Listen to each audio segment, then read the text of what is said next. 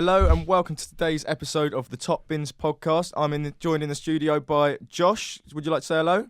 Hello. And also George. Hello, how's it going? Yes, very good. Right, so today's episode is going to focus predominantly on loan players and the new rulings that FIFA are set to bring in, which will limit the number of players which can be loaned out. The limit is likely to set between 6 and 8 players that can be loaned out from a club. And we're going to talk about what that could do to clubs like Chelsea, who have 39 players currently out on loan. Boys, first initial thoughts, what do you think? My initial thoughts as a Chelsea fan were, oh my God, we're in trouble here. Chelsea, a lot of our transfer business goes on the fact that we buy players that don't go straight into our first team. It's actually, in my opinion, an awful transfer policy, but business is business and what Premier League clubs do now. The one thing I've got to say immediately about this whole 6 to 8 loan player ruling is this will not be across all leagues and countries. This is a domestic rule. So you can have as many players as you want still in the English leagues as long as there is a certain amount of they're paying a certain wage, you're contributing to that wage. Chelsea will not be allowed to send players out to Vitesse or Central Udinese, who we have done for multiple years as affiliate clubs. Yeah. So we won't be able to do that, but I think it will help the English game in that we will still continue to send up to 39 sort of players out on loan to English clubs. So I don't think it's a bad rule necessarily for English football, but for a club like Chelsea that likes to send its player to bigger leagues abroad and sending a player to, say, a League One or League Two club, that's where the hindrance will begin. Yeah, so you mentioned the fact that Chelsea obviously have done this from a business standpoint, and that is shown because in the past 5 years, Chelsea have made nearly 150 million by selling 5 players who are Nemanja Matic, Lukaku, De Bruyne, Bertrand and Nathan Ake, who were all recruited as youngsters and then sent out on loan. So it could be detrimental to the business side of things. Any thoughts on that, Josh? I think when you look at those players that Chelsea have sent out on loan and then lost coincidentally, Romelu Lukaku, Kevin De Bruyne, I think they're 2 names that they could really do with their team at the moment. I think you're right, yeah. I mean, I know that Hazard obviously impressed up front, but they obviously Chelsea need a new striker. I mean, Morata is just...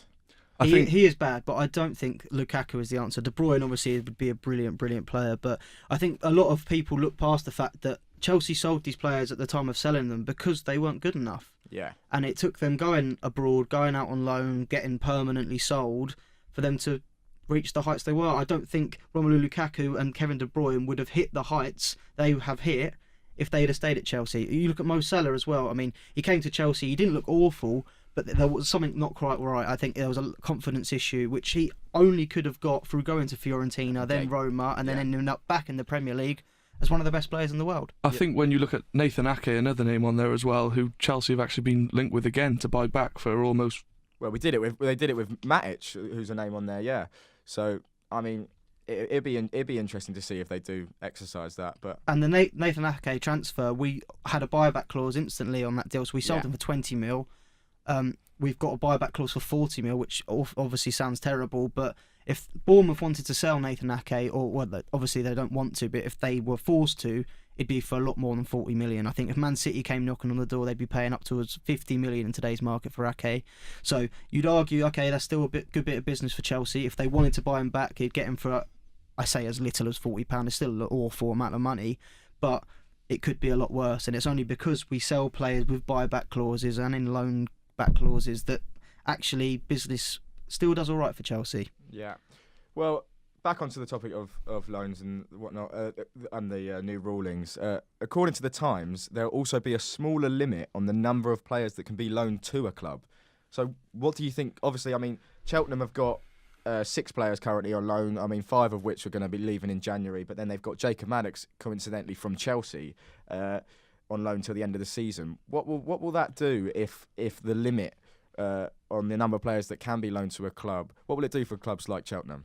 I think lower league clubs like Cheltenham do look to loan players for quality.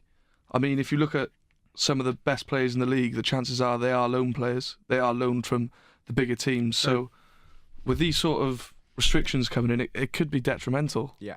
I would also argue, though, that it is for the best. I know, like you say, they are the best players in the league, most of these loanees that come in, because they are at higher clubs wanting to get experience. However, I would say that they are doing this because I would argue that Cheltenham and other clubs are too reliant on loan players.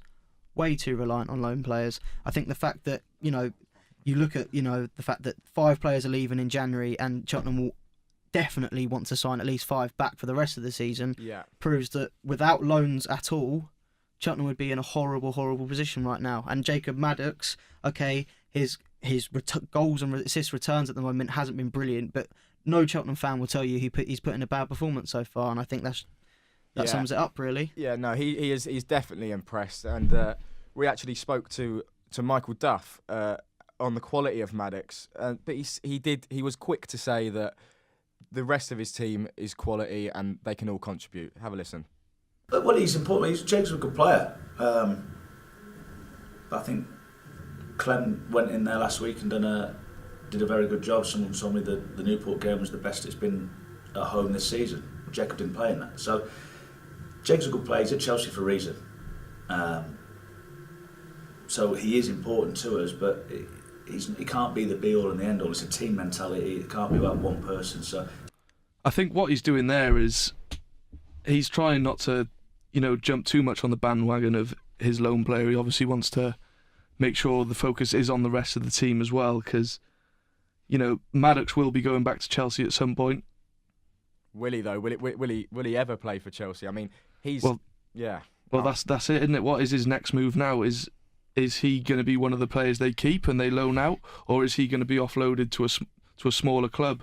And if he is offloaded to a smaller club, what league is that in? Does he stay in League 2? Is he better than League 2? Does he go to a League 1 side? I think this season could be a big season for him improving himself. Well, this is the question that Chelsea will be asking about the other 38 players they have on loan this season. Is this guy actually good enough, or have the potential to be good enough at least, for us to hang on to him, especially with this new rule coming in? Like I say, the loan rule will only affect sending players out on loan to foreign countries. So Jacob Maddox, in my opinion, is a player that next season you just loan straight back out, maybe to a League 1, maybe to a Championship side, depending on his progress. Yeah. Players like Lucas Piazzone, players like Thomas Callas, the list goes on of players where you think, okay, are they too good for these lower leagues? Do they need to be sent out on loan to a foreign, better league? If so, we can't do that anymore and they need to be sold.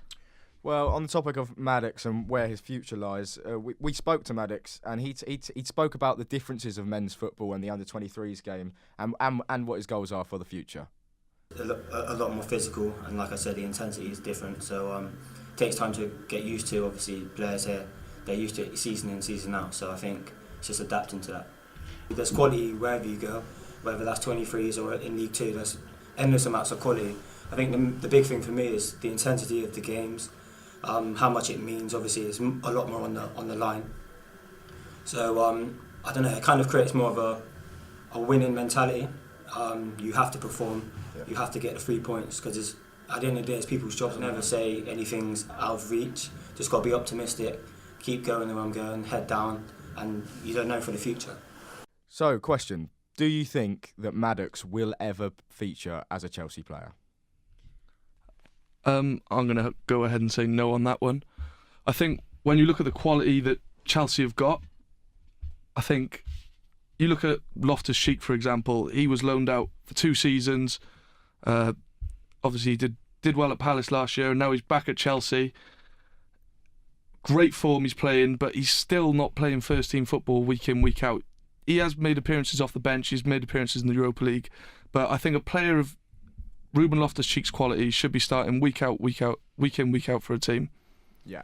I agree with you, Dubs. However, I don't think he is far off that now. I think the fact that Chelsea's, at the moment, ironically enough, have a loanee in centre midfield in Mateo Kovacic. Obviously a great player. Don't think he needs to, move over for Loftus-Cheek quite yet.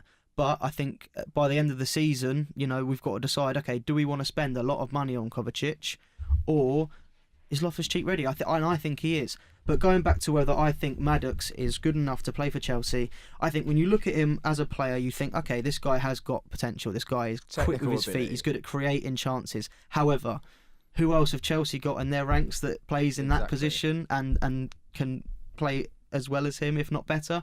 For me, the future of that attacking midfield role at Chelsea lies in Billy Gilmore. 17-year-old Scottish. He's already captained our under-21s. He's captained Scotland under-21s.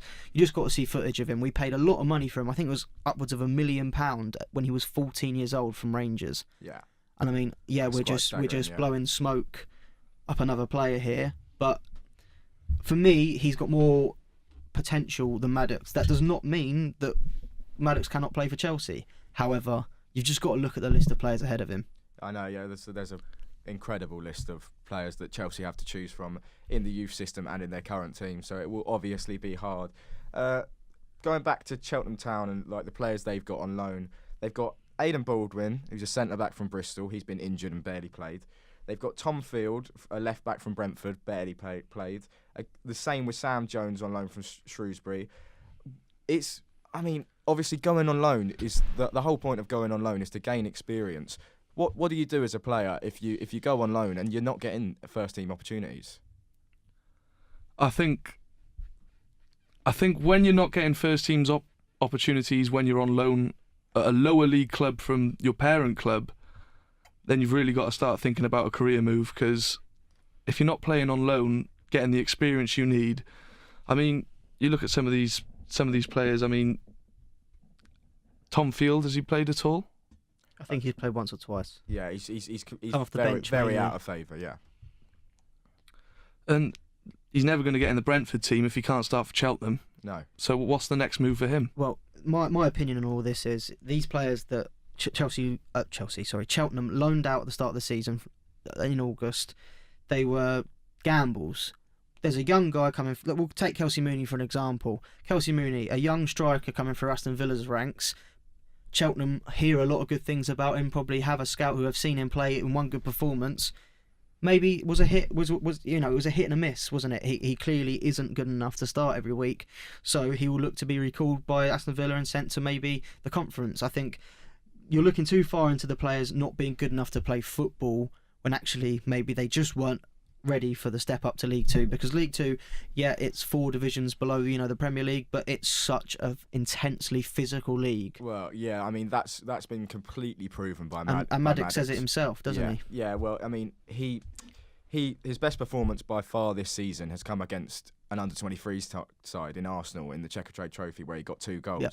And in that game, he looked like a completely different player to what he has in the league, because he just is used to playing against those sort of players in that sort of physicality. Yep. And he shone in that game, completely ran it. Whereas, although he is growing into the men's game more, and he will tell you himself that he's not there yet, he hasn't had the same impact, and he hasn't had the goals speak for itself, really. Well, this is a question I've got for both of you. Is the lower leagues in England too physically demanding for an 18-year-old to try and prove himself so for example, Jacob Maddox, he's a very technically gifted player. He's not 6'3", he's not incredibly strong, he's not great in the air. How is he going to do better in that league as he would to let's take Jadon Sancho and Reece Nelson? I'm not saying Maddox is ready for a jump like that. No, yeah. But go into a league that maybe isn't so physically intense. Well, I'm not even as sure if it's physically intense. It's just the quality of football in League Two is, I think, in contrast to the Premier League and other leagues abroad, it's completely different, because I think the class that you have in the Premier League, the systems you have, the managers you're playing under, and the type of football you're playing is just completely different football to the lower leagues. So do you think Maddox would be better in the higher foreign leagues or the lower English leagues? Well, that's the question. With better players around him, you would expect him to flourish, but it's one of those things you can't say until it happens. But like you said, if you look at Jadon Sancho, like, he's been doing absolutely fantastic for Borussia Dortmund. Got Player of the Month, was it September, I think, which is... Yeah, maybe. Yeah, I'd have to Might check have been that. But October. I think it might have been October. But yeah, he got Player of the Month. Either way, I believe that a move for a player like Maddox to a foreign league would be good. But this rolls full circle back to the point that if this new 6 to 8 player loan rule comes in, meaning we can only loan further players out to domestic, English teams, will Maddox be involved in the 6 to 8 that do get sent abroad? this is the thing. Yeah, Chelsea it's have a to good see question. significant enough potential in him to send him abroad in part of what will be a limited. Okay, we can only send sort of 6 players away from the country. I think for a player like Maddox, he has got a very slow game ahead of him in patiently waiting, taking his chances in whatever league, whatever club he can get. But like you say, he's already made 22 appearances for Cheltenham Town this year, and it's not even Christmas. There's 4 games left till Christmas. If he plays all 4 of them, you've got to say he could not be happier. Yeah. 26 games before Christmas, that's an incredible amount of game time, Men's football which to get, will yeah. benefit in one way or another. Okay, well, finally, to wrap this up, what do you think, on a whole? Is it bad that big clubs like Chelsea loan out massive amounts of players with no real intention of them breaking into the first team? I think it's got its pros and its cons. Obviously, from a business point of view from the clubs, it's obviously a great thing. As you said earlier, Chelsea made 150 million by selling 5 players that were recruited as loanees. Yeah. So, from that perspective, yeah, I think when you look at Loftus-Cheek, who's been out on loan, it's done him wonders. It's turned him into a good player, and as you're saying, he's fighting for a first-team place now at Chelsea. Yeah, well, it immediately got him a breakthrough into the England team as well in the build-up to the World Cup, which was obviously massive for him. But yeah, I personally, I think it can be quite damaging to a player when you're getting loaned out. Obviously, your main intention is to get back into this big club, but the club itself has no real intention of you getting there. Well, this is my one thing I'll say on this to wrap it up. Obviously, me being a Chelsea fan, I don't like to see Chelsea not playing to their best ability in terms of, I like to see my team go out into the transfer market and buy the world-class players for the positions we need. Yeah. However, I also hate to see the stunting of English homegrown talent, like Ruben Loftus-Cheek. I mean, the list goes on. I really don't want to go through all the players Chelsea have on loan right now. But my point is, Chelsea have to make the decision whether they are going to do the best for English football, do the intrinsically right thing in giving their young players a chance that have been with them since some of them since the age of 9 or 10 years old, or does a team like Chelsea go, do you know what? We're going to go and spend 60 million on Kovacic in the summer, or whatever Real Madrid asked for. We're going to go and buy this guy. Almost sod off all the talent out there. Yeah. And go for trophies. It's a paradox. It really is. And I think it's going to be Maurizio Sarri who's picking the team sheet week in, week out. But I don't think he's going to be deciding English players, who's staying on loan, who's going out on loan. I don't think that matters to him. All he wants is the top players, because you're a top club. And I think all these younger English players, they are just going to become out of favour, and it probably is best for them to leave the club. Agreed. Yep. Right. Thanks for joining us in the studio, Josh and George. We'll be back next week where we'll talk about something else football related that you should definitely tune into. Cheers. Dylan. Lovely stuff.